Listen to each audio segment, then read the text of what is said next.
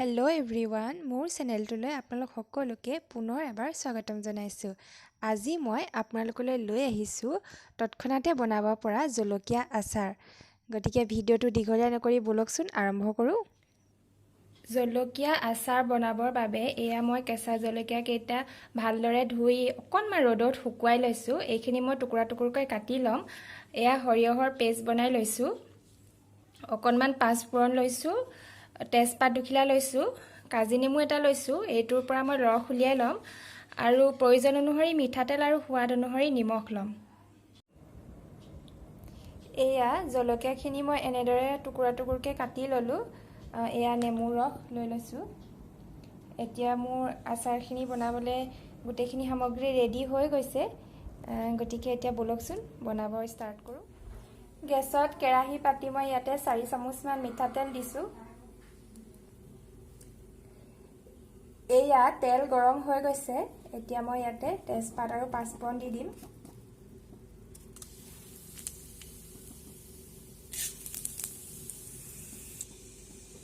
এয়া পাঁচফোৰণখিনি ফুটিছে। এতিয়া মই ইয়াতে জলকীয়া দি দিম।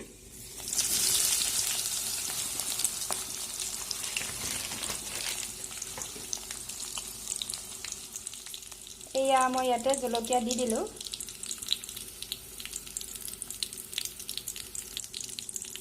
এতিয়া এইখিনি অকণমান লৰাই ল'ম।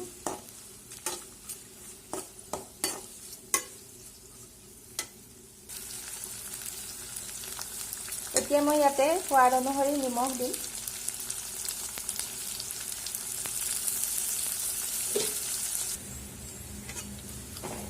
ভালদৰে লৰাই এতিয়া মই ইয়াতে সৰিয়হৰ পেষ্টখিনি দি দিম। এয়া মই ইয়াতে সৰিয়হৰ পেষ্টখিনি দি দিলোঁ। চৰি মই পেষ্টখিনি দিওঁতে দেখাব নোৱাৰিলোঁ, মোৰ কেমেৰাটো অফ হৈ গ'ল। এতিয়া অকণমান ভালদৰে লৰাই আকৌ তাতে নেমুৰ ৰসখিনি দি দিলেই হৈ যাব। একদম কম সময়ৰ ভিতৰতে এইটো বনাই হৈ যায়। খাবলৈও কিন্তু খুব ভাল লাগে। ৰুটিৰ লগতে হওক বা ভাতৰ লগতে হওক খাবলৈ বহুত ভাল লাগে। এয়া চাওক হৈ আছে আৰু এতিয়া মই ইয়াতে নেমুৰ ৰসখিনি দি অকণমান সময় ভাজিলেই হৈ যাব। খাবলৈ খুব ধুনীয়া হয় আৰু খুব কম সময়ৰ ভিতৰতে বনাব পাৰি আচাৰটো। অকণমান সময় ভজাৰ পাছত এতিয়া মই ইয়াতে নেমুৰ ৰস দি দিছোঁ। আৰু এতিয়া মই ভালদৰে লৰাই অকণমান সময় ভাজিম। তাৰ পাছতে হৈয়ে যাব আৰু একদম সোনকালেই হৈ যায়। এইখিনি বনাবলৈ বেছি দেৰি নালাগেই।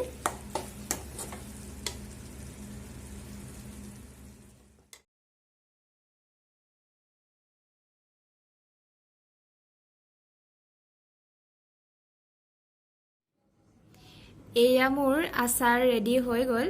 এয়া দেখিছে খুব সুন্দৰ হয় দেখিবলৈ, যেনেকৈ ধুনীয়া হয় খাবলৈও খুব ভাল লাগে। এতিয়া মই ৰুটি বা ভাতৰ লগত ধুনীয়াকৈ আপোনালোকে খাব পাৰিব। আপোনালোকে যদি এনেকৈ কেঁচা জলকীয়া কেতিয়াবা ঘৰত সৰহকৈ আনে তেতিয়া এনেদৰে আচাৰ বনাই থ'ব পাৰে। কিন্তু এইটো বস্তু ফ্ৰিজত ৰাখিব লাগিব। ফ্ৰিজত ৰাখিলে আপুনি বহুত দিনলৈ খাব পাৰিব। এমাহমানটো থাকিয়ে যায় ধুনীয়াকৈ ফ্ৰিজত ৰাখিলে। কিন্তু এই পানী লগা চামুচ বা এনেকুৱা ধৰণৰ ব্যৱহাৰ নকৰিব। পানী লগা চামুচ ব্যৱহাৰ কৰিলে বস্তু ভেঁকুৰ আহি যায়। এয়া চব খুব সুন্দৰ হয়। এয়া আজি মোৰ এই ভিডিঅ'টো চাই থকাৰ বাবে সকলোকে বহুত ধন্যবাদ। আৰু মোৰ ভিডিঅ'টো যদি ভাল লাগিছে তেনেহ'লে প্লিজ লাইক এটা কৰি দিব, এণ্ড শ্বেয়াৰ কৰিব, ছাবস্ক্ৰাইব কৰিব, এণ্ড তলত থকা বেল আইকনটো ক্লিক কৰি দিব। তেতিয়া আগলৈ মোৰ আহিবলগীয়া ভিডিঅ'ৰ নটিফিকেশ্যনসমূহ পাই থাকিব। গতিকে আজিলৈ আহোঁ।